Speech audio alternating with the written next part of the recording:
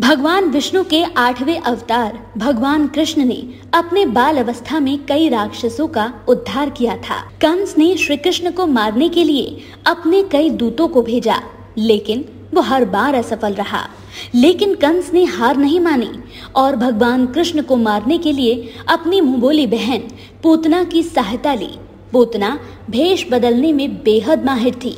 पूतना, हमें तुम्हारी सहायता की आवश्यकता है। आज्ञा दे भ्राताश्री। ठीक है, तो गोकुल जाओ और नंद बाबा के घर जो बच्चा है उसकी मृत्यु कर दो।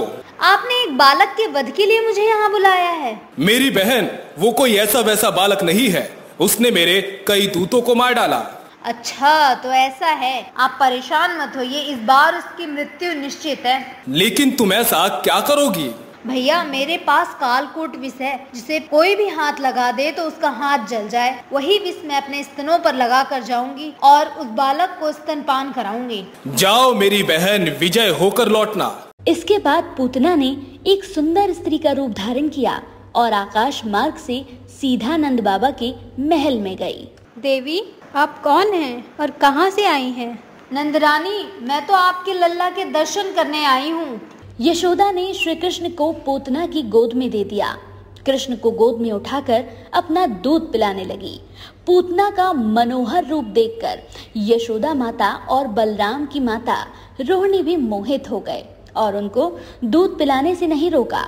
उन्होंने सोचा कि ये स्वर्ग से उतरी देव कन्या है, लेकिन श्री कृष्ण तो सब जान गए और पूतना के प्राण समेत दुग्धपान करने लगे।